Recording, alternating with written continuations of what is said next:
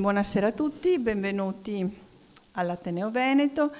Normalmente io amo aprire i nostri corsi istituzionali, ma alla lezione iniziale ero fuori Venezia e quindi do i saluti in chiusura. Ringrazio il direttore Viggiano. Questi corsi sono sempre un grande successo, abbiamo un grande successo di presenza perché sono dei corsi tradizionali del nostro istituto, ma soprattutto perché sono corsi di vera qualità.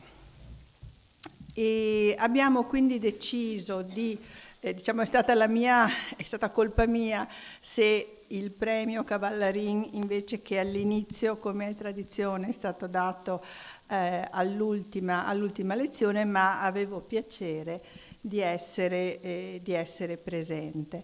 Come sapete, il premio Cavallarin viene da un legato testamentario di Maria Cavallarin, che è deceduta il 15 novembre del 2016 e ha dato un lascito all'Ateneo Veneto per rendere omaggio alla sua terra natale, Spalato, e alla Dalmazia. E noi abbiamo due premi, che si guardano l'uno l'altro. Abbiamo il premio Gorlato, che è stato istituito nel 2012 e premia degli studi storici e antropologici sul Veneto e sull'Istria, e poi abbiamo il Cavallarin, che invece premia degli studi sulla Dalmazia storica e contemporanea e sui domini del Levante veneziano.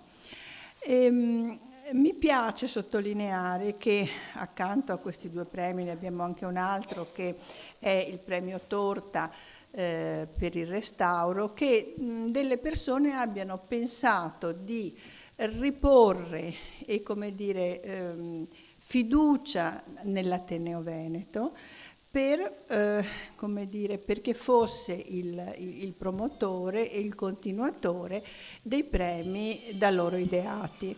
Il premio Torta è un premio che proprio è stato dato in onore di uno dei nostri soci. Non così gli altri, ma queste persone hanno evidentemente ritenuto, anche per gli argomenti che normalmente noi trattiamo nelle nostre sale, che i premi che loro avevano ideato potessero essere, trovare un giusto spazio nel nostro Ateneo, che devo dire fedelmente negli anni ha coltivato e ha reso onore a questa fiducia che è stata concessa. Io voglio ringraziare, prima di lasciare la parola al Presidente, la giuria, che ricordo è composta da Michele Gottardi, Presidente, Filippo Maria Paladini, Dorita Reines, Camillo Tonini, Alfredo Viggiano, il nostro direttore del corso, e vede anche la segreteria della nostra Marina Niero. Il mio è solo un saluto, adesso inizierà la parte di premiazione e poi l'ultima lezione del corso, e mi fa piacere chiamare il Presidente della Commissione, Michele Gottardi. Grazie.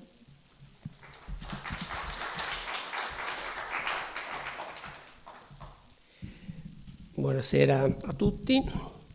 Siamo giunti alla quarta edizione del premio Cavallarin, che, come è stato ricordato, nasce sulla base di un legato testamentario di Maria Cavallarin, per tutti Malena, che è scomparsa il 15 novembre 2016, ma era nata a Spalato il 19 gennaio del 1932. Per cui quando questo legato viene concepito, qualche tempo prima, viene già indirizzato verso un ricordo della terra d'origine, ovvero la Dalmazia in questo senso lato, che noi poi come Ateneo abbiamo allargato, perché poi studi sulla Dalmazia non è che ce ne siano così a bizzeffe negli ultimi anni, e abbiamo allargato a tutto quello che è il litorale, prendendo dentro una definizione un po' asburgica e un po' veneziana in qualche modo, ovvero da Trieste fino alle isole dell'Egeo e alle isole ioniche, ovvero le ultime propagini delle 7 isole che rimangono veneziane fino alla fine, che poi costituiranno la Repubblica Setinsulare nell'800, ovvero Corfù, Itaca, Zante, Cefalonia, eccetera. E dicevo, è la 4ª edizione. Dopo l'istituzione del premio alla fine del 2016 è stata fatta un'edizione nel 17, nel 19, perché i premi sono biennali a scavalco con l'altro premio simile che ricordava la Presidente, il premio Gorlato. È stato bandito anche nel 2021, ma la Commissione ha ritenuto di assegnarlo perché non c'erano candidati autorevoli. Poi abbiamo saltato un anno per il Covid per recuperare anche il Gorlato e adesso nel 24 siamo arrivati alla 4ª edizione. Questa appunto 4ª edizione l'abbiamo voluta, come dicevo prima, allargare non solo dall'Istria allo Ionio, ma comprendendo dentro anche alcuni studi, alcune aree geografiche storicamente forse più asburgiche, ma geograficamente sicuramente adriatiche. Ed è stato un bene, soprattutto per il vincitore, come capirete, perché abbiamo voluto prendere appunto tutta un'area come Trieste e quella che è chiamata la Venezia Giulia in modo un po' così desueto.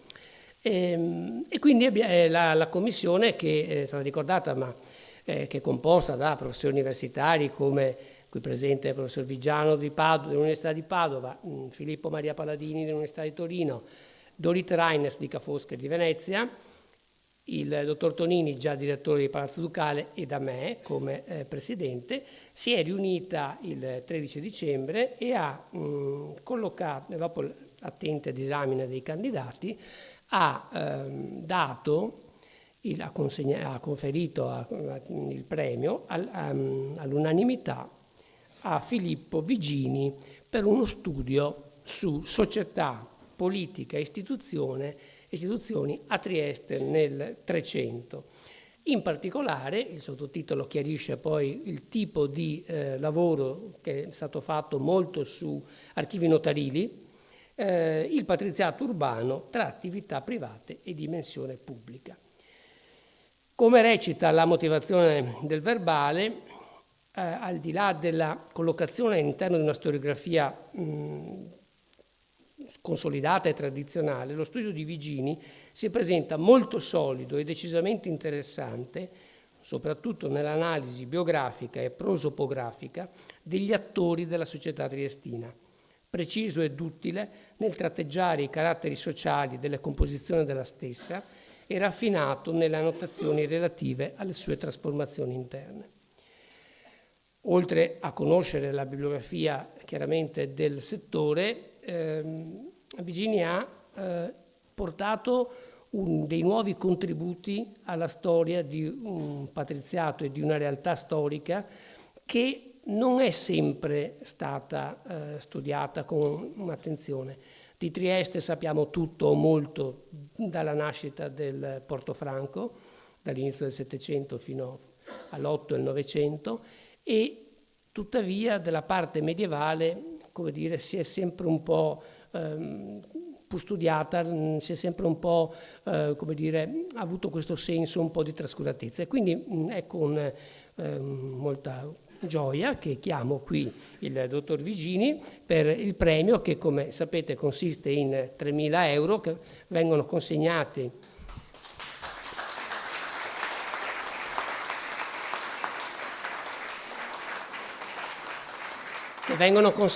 metà ora e metà, non dateci dei diffidenti, ma come dire, metà alla consegna del saggio entro alcuni mesi che poi deciderà. Dottore, congratulazioni. Grazie. E auguri. Sarò telegrafico. Solo un sentito ringraziamento alla Commissione giudicatrice e all'Ateneo Veneto tutto per avermi conferito questo premio, che ho ricevuto forse effettivamente con un po' di sorpresa, perché temevo che l'argomento fosse un po' decentrato rispetto a quello del bando. Però in realtà chi conosce la storia basso medievale dell'area alto adriatica sa benissimo che Trieste si iscrive perfettamente all'interno del gioco politico che comprende da una parte Venezia e dall'altro l'Istria, ed è in un momento in cui è ancora, diciamo, un comune autonomo, quindi non è ancora entrato effettivamente all'interno dell'area asburgica, e presenta, diciamo, un rapporto di dipendenza, per così dire, tenue nei confronti di Venezia, però è molto interessante perché appunto è un periodo in cui tutta la dinamica politica interna si gioca all'interno, tra la cittadinanza e in particolar modo nei rapporti tra il patriziato, e quindi sono contento che questo sia stato apprezzato. Grazie. Buonasera a tutti per quest'ultimo incontro. Ho scelto entro subito in argomento perché abbiamo un po' meno tempo, ma proverò lo stesso a dirvi un po' tutto quello che ho in mente di dire. Allora, quando ho scelto, immediatamente dopo aver licenziato questo titolo, mi sono anche un po' pentito. E provo a dire perché. Perché è di quei titoli che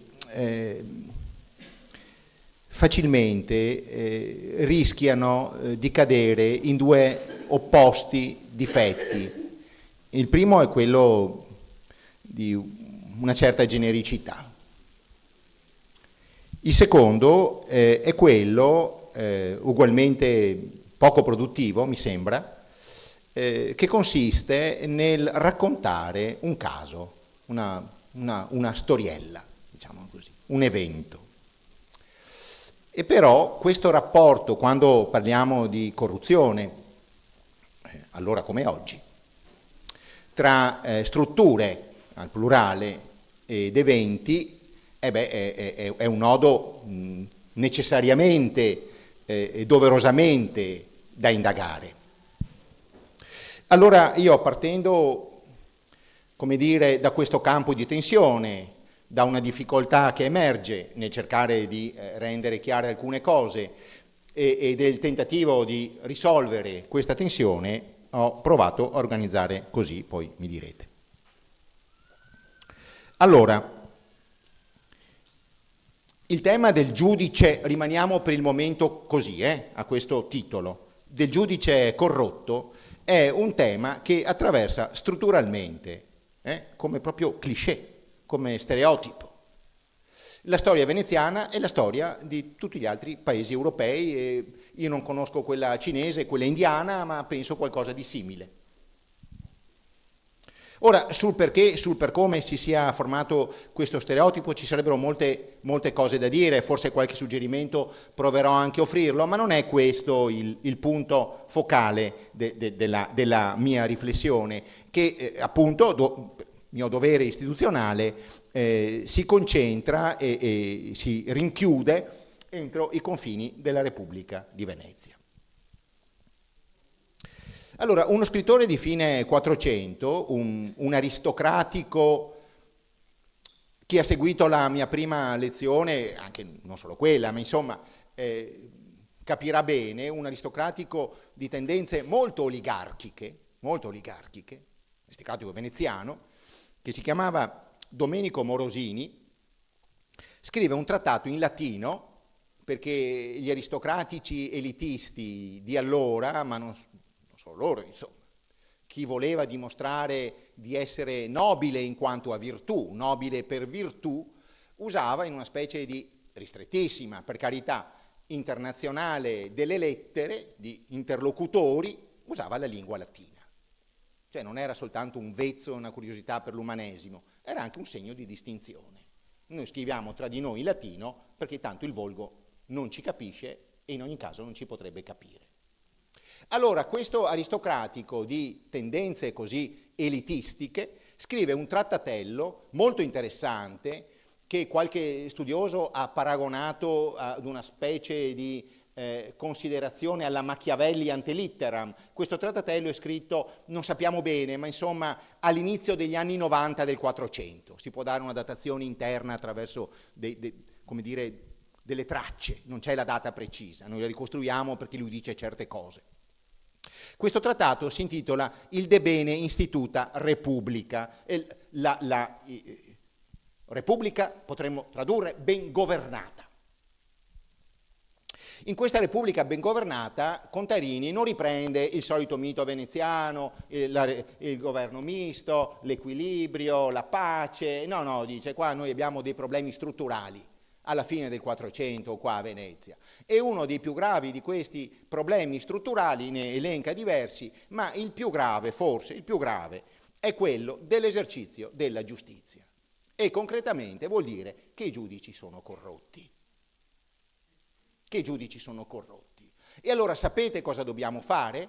Dice in modo un po' provocatorio Domenico Contarini, che non è uno che stava a casa sua chiuso nel suo gabinetto di lettura, ma entrava in tutte le grandi cariche, era già forse quasi novantenne quando scrive questo trattato. Aveva una lunga esperienza di governo nel Consiglio dei 10, nel Senato, ambasciatore, un rettore delle grandi città di terraferma, insomma, un notevole personaggio. E dice, sapete che soluzione bisogna fare qua? È semplice. Non bisogna più mandare i nobili veneziani a governare la terraferma, perché fin quando stanno a Venezia li controlliamo, poi quando vanno fuori ne fanno di tutti i colori, e allora succede che noi che dobbiamo cercare di creare un'armonia nei confronti dei sudditi, è perché ci devono pagare le tasse, dobbiamo fare le guerre, perché dobbiamo essere uno Stato, ecco qui l'idea, secondo alcuni alla Machiavelli, no? L'idea della legittimità, dell'obbedienza, noi dobbiamo smetterla di mandare questi nobili che si fanno corrompere e che corrompono e che ammorbano il corpo della società. Qui, tra le righe, evidentemente emerge uno dei caratteri del discorso della corruzione a cui ho già fatto cenno, e cioè il corpo dello Stato, la società come un corpo umano, e il corpo umano può essere infettato, può ammalarsi, può decadere, può morire se degli umori maligni circolano. E gli umori maligni, dice Morosini, guardate che non sono mica i sudditi che fanno le rivolte, sono i nostri nobili. Allora, fuori, fine. E sapete cosa facciamo, dice Morosini? Sapete come facciamo a conquistare la fiducia dei sudditi? Riempiamo tutti i benefici ecclesiastici, e cioè mandiamo i monaci, i parroci, il capitolo delle cattedrali, i vescovi, quelli tutti veneziani. E così manteniamo la quiete. Paradossale questa proposta, ma molto interessante, perché nel momento in cui gli altri stati si costruiscono munendosi di apparati di governo e di controllo di forte robustezza, Domenico Morosini va a rebur, controcorrente, e dice no, togliamo tutto. Chissà cosa aveva in mente Domenico Morosini.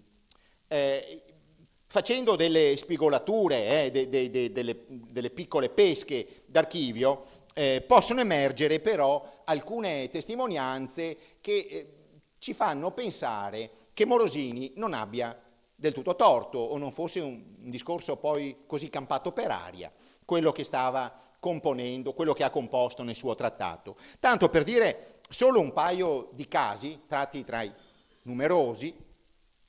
Nel 1410, per esempio, viene processato un tale Matteo Viaro. Matteo Viaro era un nobile che era stato inviato come governatore a Motta di Livenza. A Motta si dicevano di Livenza, a Motta. E cosa aveva combinato Matteo Viaro? Cosa diceva la denuncia dei poveri villici e sudditi, dei poveri sudditi contadini? Cosa diceva questa denuncia che viene accolta a Venezia e in forza della quale si apre un procedimento giudiziario nei confronti di questo piccolo amministratore? Ci ha obbligati, dice la supplica di questi simpatici, in fin dei conti, contadini di Motta di Livenza, ci ha obbligati a fare dei tagli di bosco in modo indebito. Qui chi sa la storia capisce anche il non detto, il non scritto, e cioè quelli a Motta di Livenza avevano, come tante comunità di antico regime, e soprattutto come tante comunità del 4 e 500, godevano di beni comuni destinati al pascolo in certi periodi dell'anno, in cui gli abitanti della comunità riuniti nella vicinia o vicinia, avevano il diritto di far legna, di tirar su le stoppie, di far pascolare gli ovini o i bovini. Erano delle terre che improvvisamente, magari c'erano anche delle microproprietà, ma in certi periodi dell'anno venivano messe a comune a sostegno della comunità. E allora, in realtà, gli avvocati che redigono questa supplica per i villici di Motta dicono: sono state lese le antichissime consuetudini, cioè un diritto non scritto, ma non più debole del diritto scritto, per i veneziani e per gli abitanti di uno Stato del 400, per i loro codici morali. Queste consuetudini avevano la forza di legge, anzi avevano della legge scritta, anzi ancora di più, perché erano antichissime. E la cultura, la mentalità, la psicologia, l'antropologia di questi personaggi, l'abbiamo studiata, lo sappiamo, ritiene che quanto più un decreto, una legge, una prassi è antica, tanto più è valida. Non è il suo contenuto, non è la sua attività, fattività, la sua concretezza, è quanto è più antica. È una mentalità molto diversa dalla nostra, però funzionava così. Allora dice, questo ci ha costretto a questo, e in più ci ha costretto di vendere al mercato dei prezzi di frumento al prezzo che voleva lui, facendoci una cresta sopra.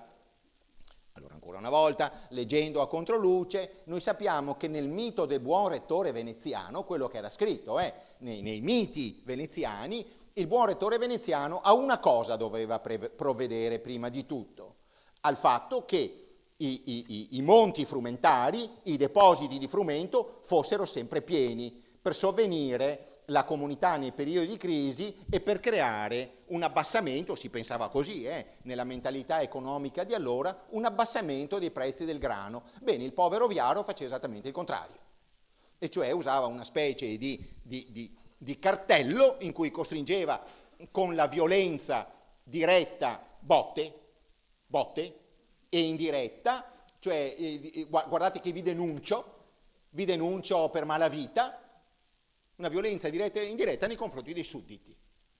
Insomma, un bel fascicolo di accusa. E in più dicevano, come ci avevano spiegato sia la Caterina Setti e Andrea Savio, queste erano pratiche correnti, e in più faceva la cresta sulle sentenze civili e penali. Faceva la cresta sulle sentenze civili e penali. Una piccola causa, un contratto non rispettato, i pistori che portavano meno grano di quello, falsificavano la bilancia quando avevano i mugnai, 2 soldini, no, lui ne chiedeva 5, ecco, tanto per dire. Allora viene condannato, ci sono altri, ma insomma il Meriga, che sarebbe il sindaco della comunità e che probabilmente è il boss che organizza, no, questa scrittura, il caporione, il notabile locale, questo Meriga dice: io sono ridotto in povertà e nessuno mi ubbidisce più. Piccolo cosmo locale, nessuno mi rispetta più. Allora tu adesso risarcisci di tasca tua tutti quelli che sono stati danneggiati dalle tue sentenze e poi per 10 anni non avrai più un ufficio in tutta la Repubblica di Venezia. Vediamo un altro caso, diciamo, di questi che poteva avere in mente chi crea questo stereotipo o questa realtà, mettiamo un punto di domanda, alla Morosini. Porto Buffolè, altra piccola podesteria. 12 capi di accusa. No, Porto Buffolè lasciamo perdere, abbiamo poco tempo. Andiamo a Rovereto, che era una terra da poco conquistata, di confine imperiale. Siamo nel 1424, c'è Lazzaro Moro invece. Viene denunciato questa volta non dai poveri villici, ma dai cives, dai cittadini.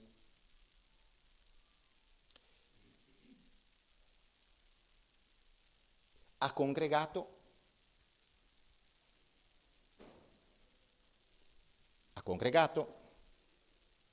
tutti gli homines della comunità contro i cives, vuol dire ha sollevato, ha costretto i popolani di Rovereto. Savio ci ha detto che c'era questo conflitto in tutte le città tra popolani e nobili.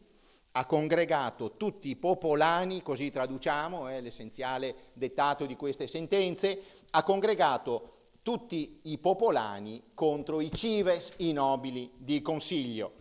Ha scatenato una rivolta, una piccola guerra civile al grido di arme, arme.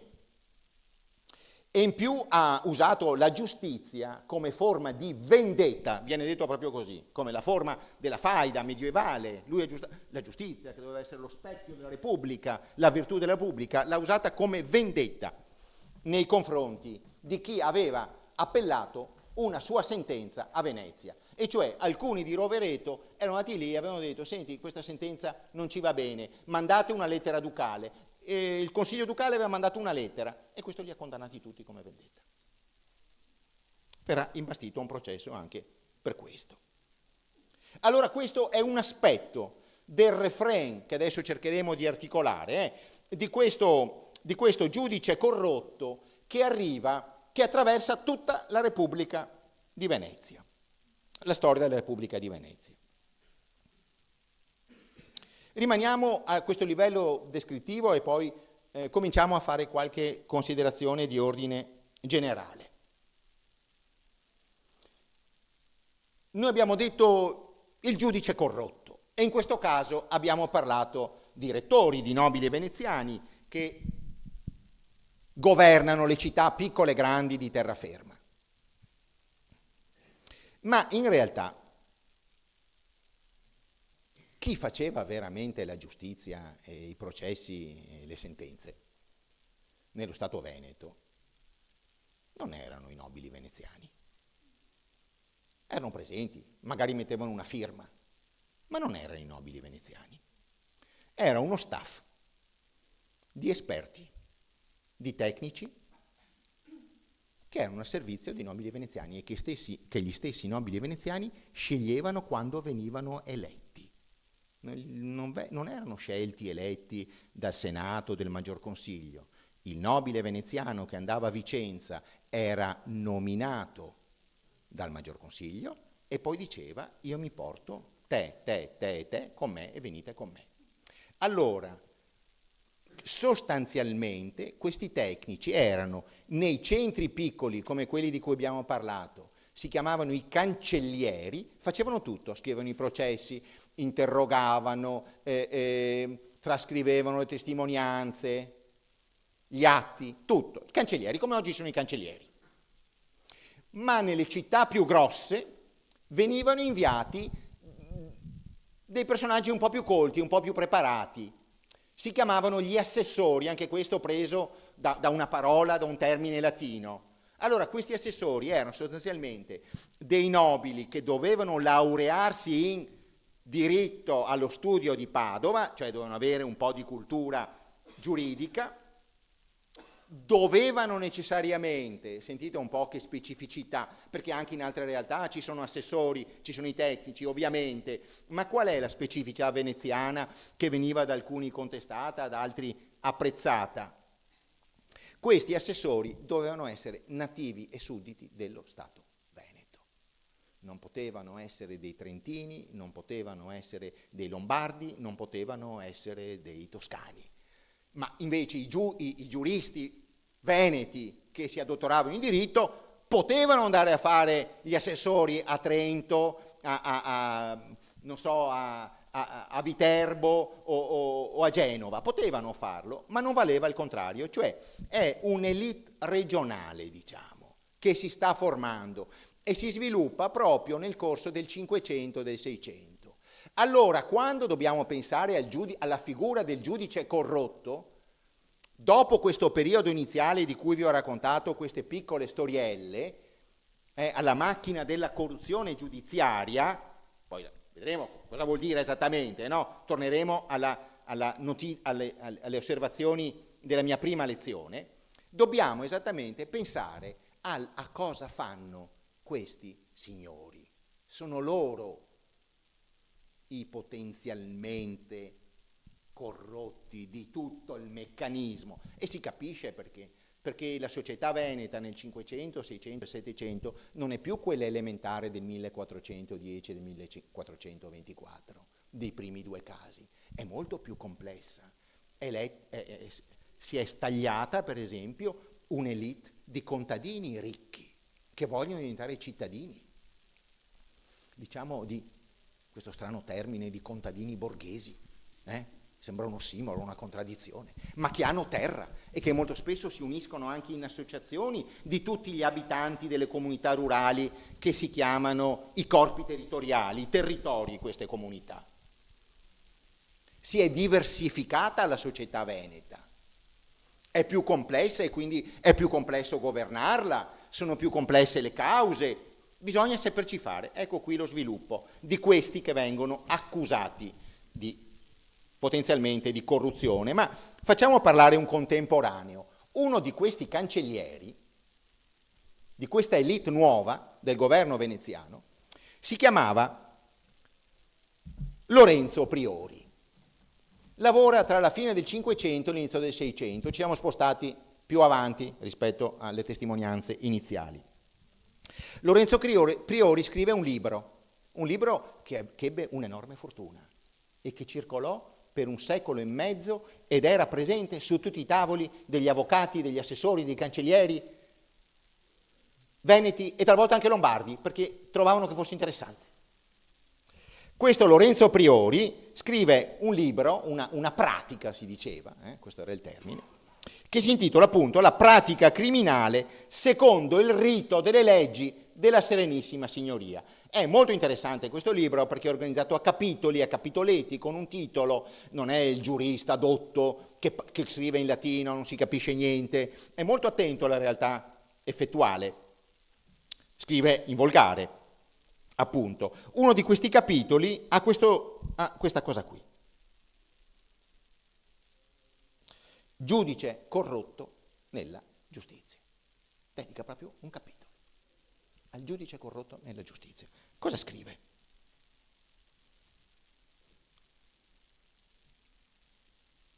Guardate, dice Priori, che queste pratiche mettono in discussione il rapporto tra governanti e governati, creano scontento. Certo, aveva ragione. In tutte le rivolte, che poi si chiameranno rivoluzioni, ma erano rivolte anche quelle, dell'età moderna, del 400, del 500, fino alla rivoluzione francese, il primo obiettivo da colpire è la mala amministrazione della giustizia. La giustizia è vista come la sintesi, il simbolo di tutti i mali di un sistema, li sintetizza tutti. Allora attenzione, perché questo legame rischia di frantumarsi. Priori aveva in mente una realtà diversa da queste piccole comunità quattrocentesche di cui abbiamo appena intravisto qualche aspetto. Qual era il carattere del periodo di Priori? Era la violenza aristocratica, la violenza di grandi quasi bande o quasi eserciti aristocratici delle città e dei contadi che si combattevano gli uni contro gli altri. Savio diceva i capra e i porto, ma ogni città ne aveva a bizzeffe di questi clan che si combattevano armata a mano.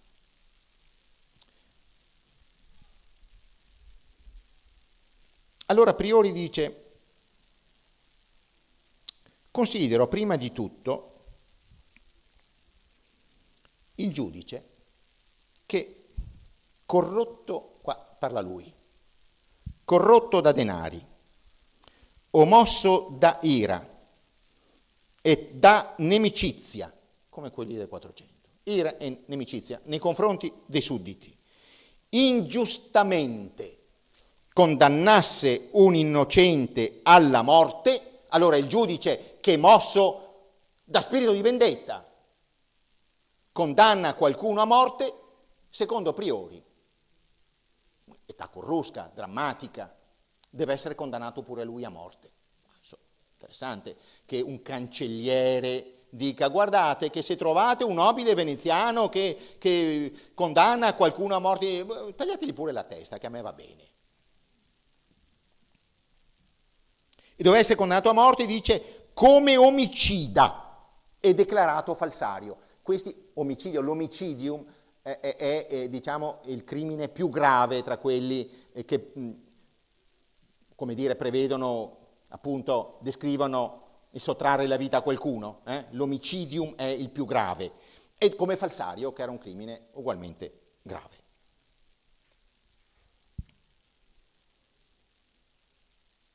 E anche il giudice che cede nella tortura, altro aspetto interessante, fino a provocare la morte di un testimone, deve essere considerato nello stesso modo, come un omicida. Probabilmente vedete che l'ostilità, facciamo solo una piccola parentesi e poi scappiamo via, che l'ostilità nei confronti o la critica nei confronti della tortura, nel senso utilitaristico, funzionalistico, viene ben prima di Beccaria. Certo non con quei toni, ma qua siamo 200 anni prima di Beccaria quasi.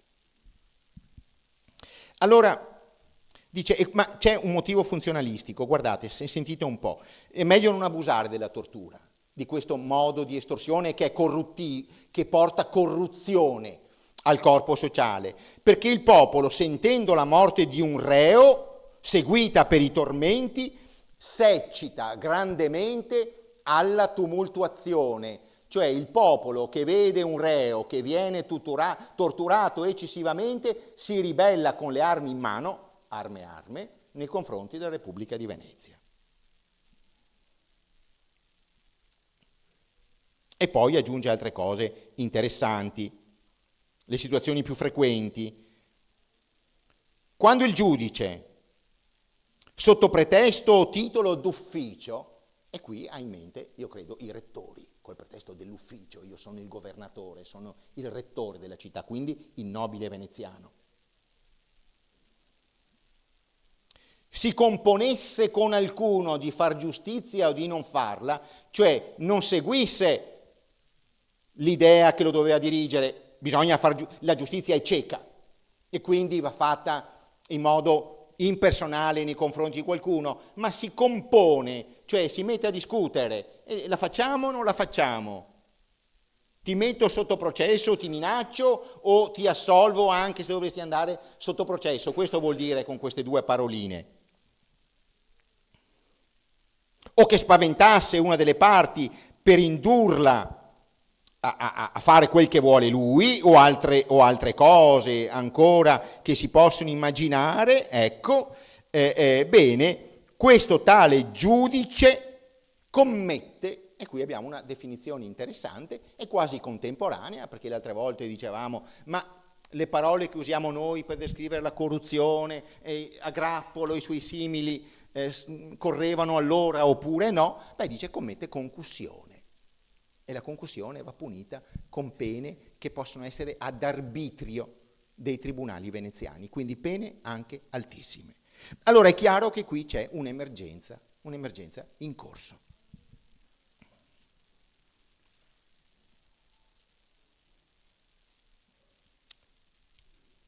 L'ultimo caso, andiamo dal primo al secondo, sono passati dal 24, dal 10 al 24 a priori sono passati 150 anni grosso modo, facciamo altri 150, andiamo avanti di altri 150. Nel 1720-22 vengono inviati in terraferma veneta, a fare tutto il giro della terraferma veneta, dei sindaci inquisitori, dei nobili veneziani che devono cercare di mettere ordine a, sentite un po' le parole che vengono usate, estorsioni, abusi, male arti, fraude, illeciti, e potremmo moltiplicare le citazioni.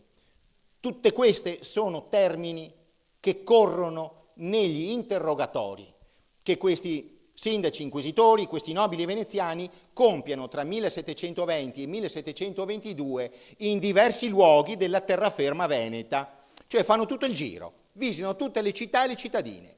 E cosa fanno? Intervistano, diciamo così, intervistano, mettono sotto inchiesta, sottopongono a un processo di inquisizione, talvolta anche minacciano di tortura, una selva incredibile, non avete in mente quanti, di avvocati, di giureconsulti, di notabili, di personaggi in vista delle società locali, e chiedono appunto, senti, ma la tua esperienza, come vanno le cose qua? Come si comportano i veneziani? Si comportano come dice qua a priori, 150 anni prima? Perché noi abbiamo tante proteste, tante proteste. Sempre questo refrain. E allora loro rispondono in diversi modi. C'è soprattutto tanta omertà, tanto silenzio. Qui bisognerebbe capire perché, che tipo di rapporti c'erano tra questi piccoli e medi personaggi della società locale e i ministri veneziani, i rettori veneziani, quali erano i motivi, poi magari mi direte voi, suggerirete voi, di queste strane affermazioni. Ad esempio un tale, siamo a Brescia, un tale Paiton, Andrea Paiton, avvocato, dice, mi sono alzato per venire da voi perché ho 60 anni, ho la gotta, però vengo lo stesso a testimoniare. Dice no, i rettori, soggetti di tutta illibatezza e di una delicatezza in tali materie inesprimibili. Buoni, buonissimi, bravissimi. Secondo questo Paiton, questi rettori e questi giudici veneziani. Un altro più importante questo, a Udine, quando vanno a Udine, c'è un certo Girolamo Montegnacco, questo è un nome importante della città udinese, non stiamo qui a dire, ma insomma era un personaggio non così oscuro. Questo Girolamo Montegnacco ci tiene ad affermare, anche questo sessantenne, che dice, sono stato 36 anni avvocato nel foro di Udine, li conosco tutti, proprio dice così, minutiosamente, proprio bene, per filo e per segno conosco tutto. Sono stato addirittura anche deputato, cioè rappresentante, quello di cui parlava Savio la settimana scorsa, sono stato come sindaco e deputato della città per 13 volte addirittura. Ho avuto molti maneggi negli atti civili e criminali. Posso dirvi che tutti i rettori sono stati degli angeli. Quell'altro addirittura sono stati così illibati e cose. Questi addirittura degli angeli venuti dal cielo. Pensiamo un po'. Altre scritture ci dicevano altro. Allora, al di là dell'aspetto anche curioso, suggestivo, divertente di queste cose, dobbiamo cercare un po' di avvicinarci a questi meccanismi di produzione di questa cosa. Allora, altri saranno un po' più loquaci. Sono quei piccoli avvocaticchi un po' oscuri che cercano di far carriera, forse un po' incoscienti, un po' ribaldi, non lo so, o più coraggiosi. Questi due appartengono a due famiglie, questi due sessantenni appartengono a due famiglie aristocratiche. Tornerò su questo aspetto. Questi altri sono uomini nuovi, fanno un po' gli sproti, come diciamo noi a Venezia, e dicono altre cose interessanti, perché gli viene richiesto, ma in cosa consistono queste frodi, queste estorsioni, questi abusi, questi illeciti? E allora loro cominciano un po' a descrivere delle situazioni concrete.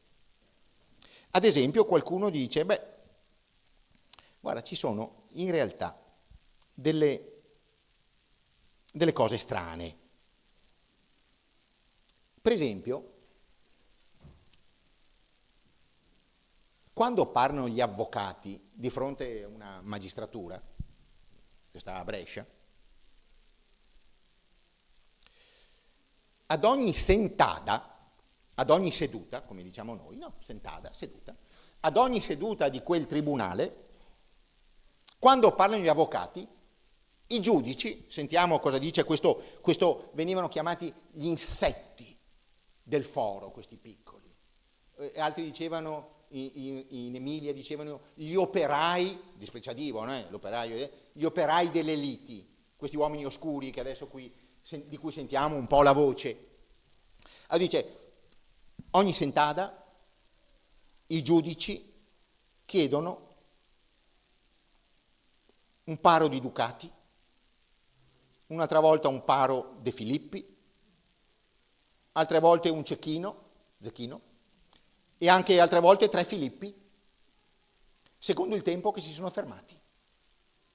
Allora l'inquisitore alza il ciglio e dice: cos'è sta storia? Cos'è sta storia che i giudici ogni volta che gli avvocati prendono parola chiedono lo zecchino? No? Come quei film lì di Benigni e Troisi coi dazi. Quindi uno entra e uno esce, questa storia qua. Che storia è sta qua?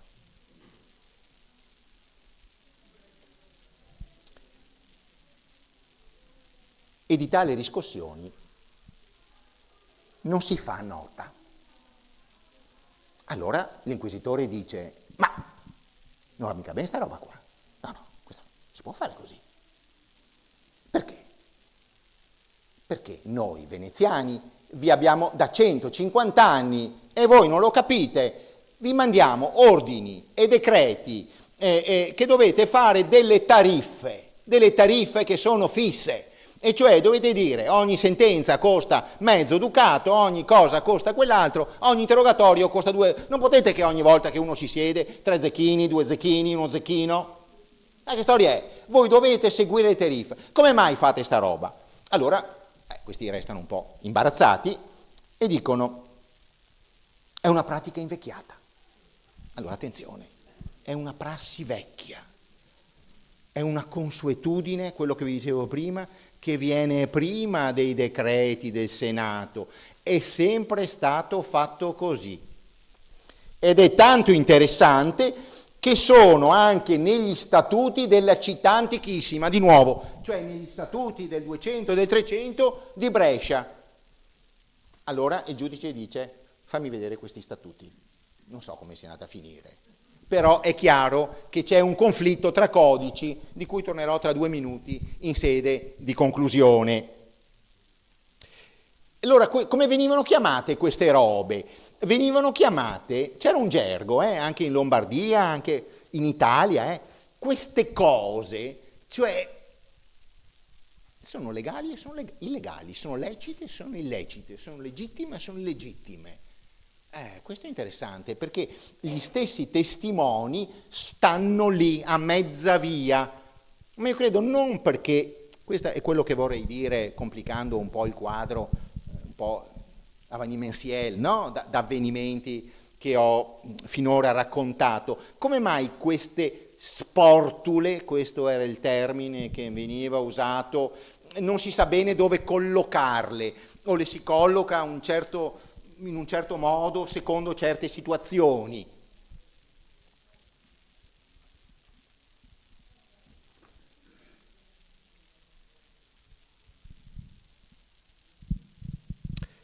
Non so dire, dice un testimone, bresciano ancora una volta,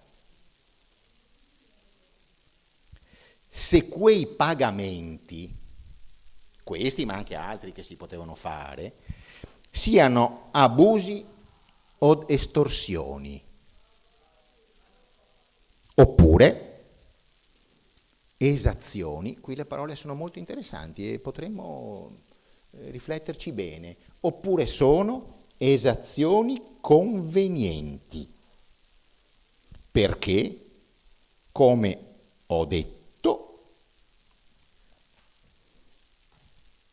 come ho detto sopra, come ho detto in un'altra testimonianza, ho ritrovato essere questa la pratica.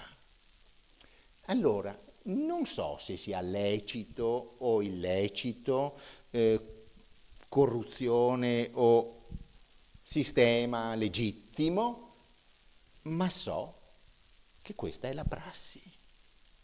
Allora noi potremmo anche interpretarlo strumentalmente e risolvere la cosa ovunque ci sia corruzione, l'eterna natura dell'uomo, dell'essere umano che dove vede schei mette le mani. Però potremmo anche provare a capire, a dare un po' di fiducia a queste parole, provare a capire quella mentalità che emerge da questi termini, da queste parole. Allora provo a dirla così, vuol dire che non solo ciò che è antico o antichissimo o vecchissimo, come la testimonianza precedente, fa aggio, ma anche la prassi. Anche la prassi è più importante della legge. Perché? Perché la prassi è legittima. La legge è qualcosa di esterno, è transeunte, può esserci o non esserci, ma quello che facciamo da secoli è ciò che vale. Questo inquisitorato, si dice così, è molto molto interessante. Si parla di tutti gli altri nodi. Per esempio, un altro punto controverso, ma qui non sto a leggervi le testimonianze, è quello delle cosiddette cavalcate. Cos'erano queste cavalcate su cui si aprivano poi queste controversie sulla corruzione, denunce, sono lecite, non sono lecite, sono scritte, non sono scritte? Succedeva questo, che quando veniva ucciso qualcuno, non in città, ma fuori delle mura delle città, e che vuol dire, io ho fatto un piccolo conto, può essere sbagliato, una volta si usava contare, mettere queste cose, adesso non si fa più, vabbè, insomma. Il 95% degli omicidi commessi a Vicenza in questo periodo sono fatti fuori dalla città, in campagna. E il numero è piuttosto alto, Oggi ci dice c'è un'emergenza dell'ordine pubblico, ma andate nel Settecento, andate a vedere cosa succedeva nel Settecento.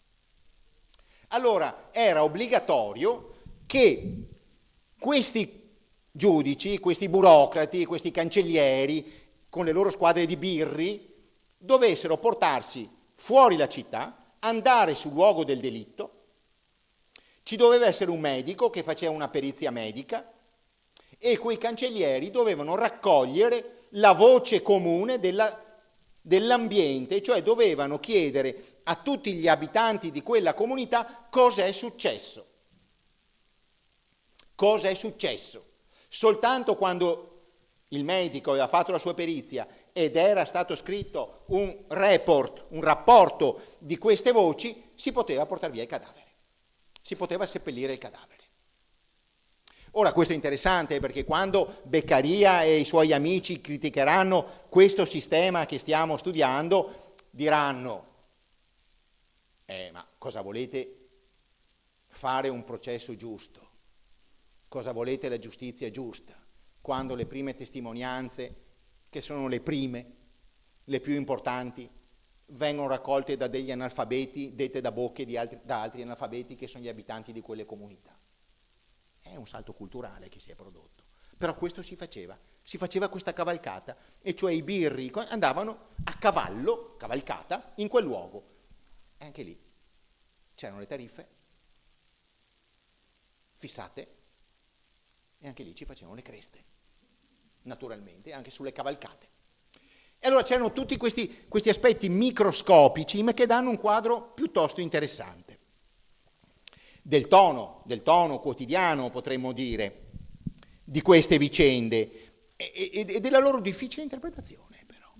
E vorrei concludere proprio su questo, staccandomi un po' dalla cronaca che abbiamo un po' finora fatto, con qualche commento. E vorrei portare in conclusione la riflessione a un livello un po' più generale. Ma allora, concretamente, che cos'era la giustizia? Com'era pensata la giustizia? Perché se non rispondiamo con correttezza a questa domanda, è difficile che poi non riusciamo a comprendere la vera consistenza di che cos'è la corruzione, di che cos'è il giudice corrotto, come diceva a priori, eccetera, eccetera. Allora, anche qui possiamo usare due interpretazioni.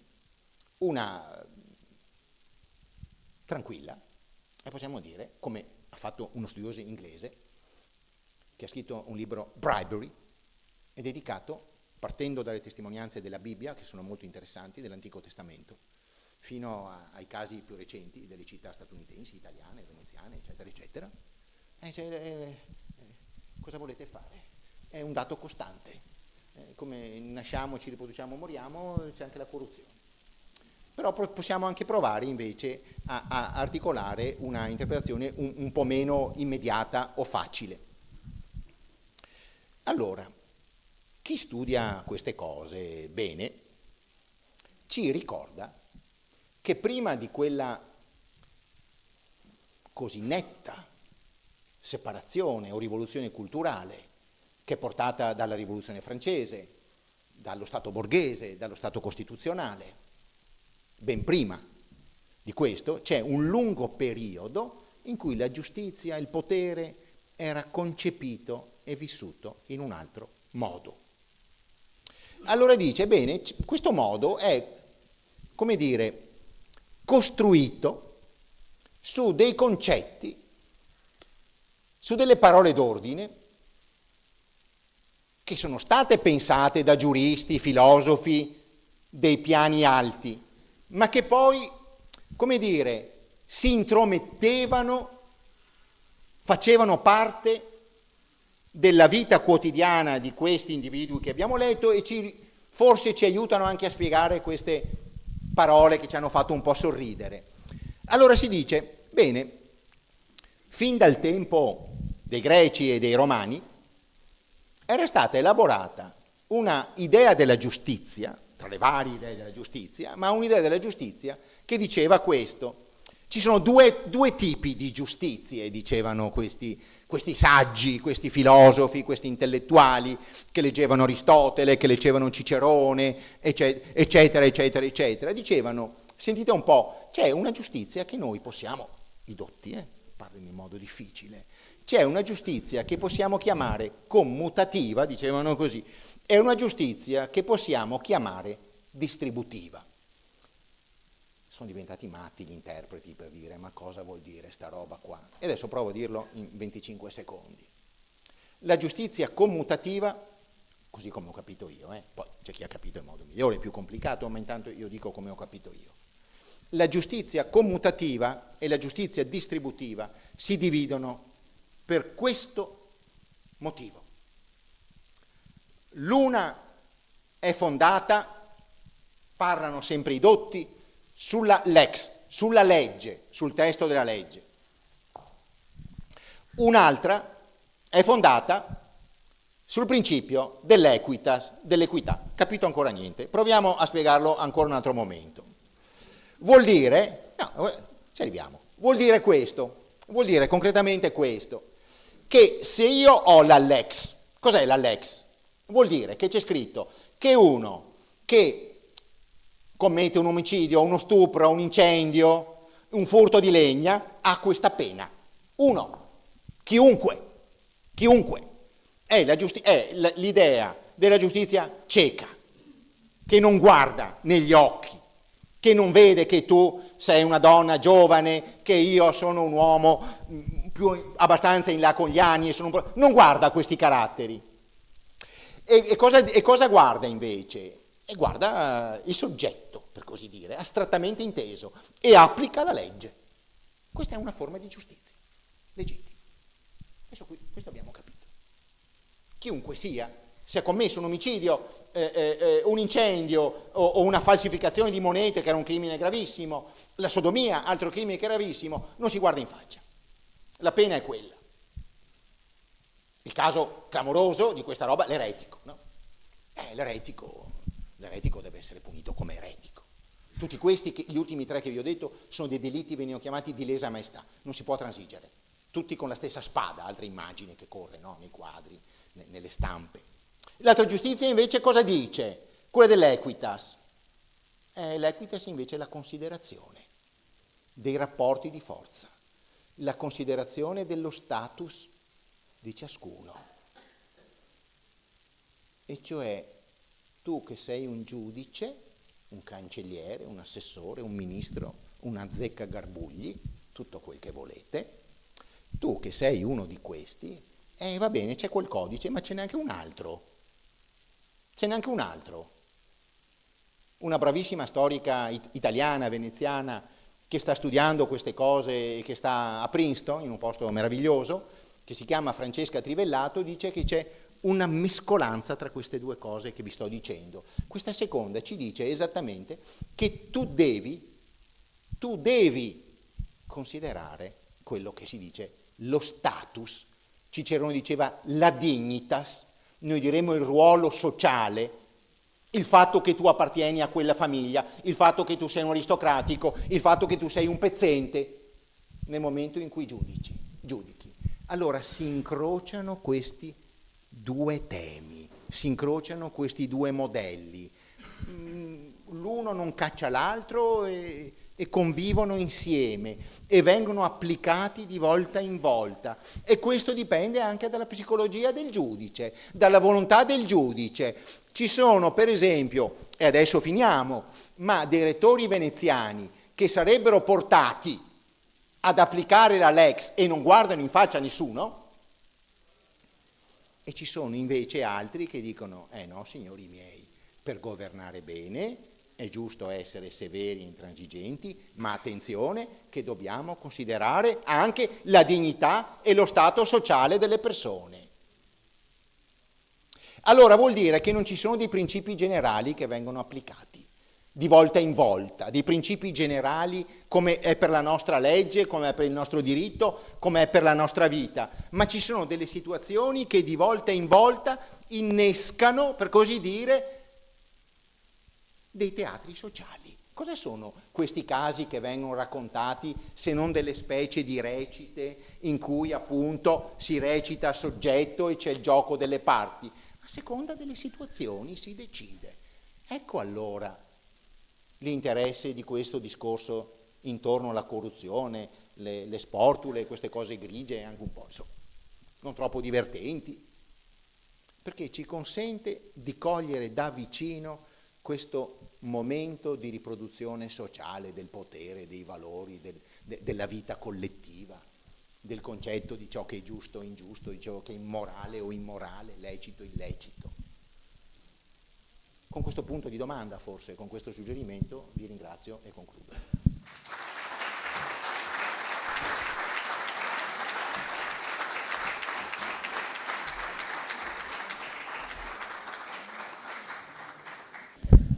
Tre domande rapidissime. La prima, a chi rispondevano gli inquisitori come magistratura veneziana? Chi era la magistratura veneziana che inviava gli inquisitori? Prima questione. Secondo, abbiamo una testimonianza di una sentenza esemplare di fronte a un atto di corruzione, perché lei ha citato persino si poteva arrivare alla condanna a morte. Abbiamo una roba del genere. Terza questione, i rettori che sceglievano gli assessori, diciamo, si portavano dietro una volta nominati questi giuristi, avevano una capacità di selezione, perché se poi uno di questi veniva accusato di corruzione c'era una ricaduta anche nel rettore che l'aveva scelto o no? Allora, diciamo, c'è un mito, dico brevemente alcune cose, spero che la soddisfino. Allora, il mito nero, il mito negativo, l'antimito, diciamo, la leggenda nera della Repubblica di Venezia, nasce quando un amministratore francese a servizio di Napoleone, che si chiamava Pierre Daru, entra negli archivi veneziani e scrive una storia di Venezia e va a vedere proprio i fascicoli degli inquisitori. Allora, nella vicenda di, non lo so, di Casanova o di altri, gli inquisitori, i veneziani, lo chiamavano il Baubau, li chiamavano i Baubau, li chiamavano proprio così, sì, proprio così. Ecco, allora, di fatto, il mito che si è creato è che questi fossero extra legend da tutti i punti di vista. È vero e non è vero, nel senso che anche qui bisogna andare ai casi e alle situazioni. Allora, gli inquisitorati generali venivano decretati dal Senato. Era il Senato che decideva come e quando inviare gli inquisitori generali in terraferma. Non era una seduta ordinaria, cioè in Spagna le visitas si facevano a cadenza, adesso non mi ricordo, 3-4 anni. Ecco. Gli inquisitori no, doveva esserci un decreto così. E in questo decreto venivano specificati con precisione, quindi non è che l'inquisitore andava lì e gli davano il decreto che diceva tu devi punire la corruzione e chi nasconde il grano, eccetera, e questi facevano un'inchiesta sui dazi. Erano vincolati al mandato del Senato. Va bene? Dopodiché loro emettevano delle sentenze, avevano il diritto di emettere delle sentenze, le facevano, però in realtà I casi di corruzione, io le confesso che non sono andato a vedere il Senato, non ho fatto in tempo, non ne ho avuta voglia, non è stato ancora il momento, ma non sono andato a vedere cosa succede da quell'inchiesta del 1722. La norma, la prassi però, che conosciamo da altri inquisitorati, era che chi era corrotto andava sotto processo al Senato, potenzialmente, questo. Sappiamo che però in quel 1722, che fu un anno molto difficile, eccetera, questi avevano anche il potere di inquisire chi portava armi senza licenza, o altro caso di corruzione falsificava la licenza di porto d'armi. Allora in quel caso gli inquisitori, si sa, fu famoso questo inquisitorato, perché alzavano delle forche e li impiccavano direttamente. Però questa sembra quasi qualcosa di straordinario. Allora, di rettori, podestà, capitani condannati a morte, io non ho notizia. Però nel 400 di un camerlengo, e cioè era un nobile veneziano, e anche questo sarebbe un caso interessante, che controllava la Camera Fiscale di Verona all'inizio degli anni 70, adesso non mi ricordo, 71, 73, una cosa così. Questo camerlengo era stato scoperto che faceva, si diceva, gli intacchi, cioè sottraeva del denaro alla Camera Fiscale che raccoglieva le tasse, diciamo così, no? Del contado della città. Quello lo condannano a morte, perché l'aveva fatto ripetutamente per tanti anni, aveva offeso la Repubblica, aveva corrotto una parte della città. Allora però viene fuori il caso, no? C'era una congiuntura, un momento, una situazione in cui bisognava fare una sentenza esemplare. Terzo caso, se le ho detto tutto, gli assessori.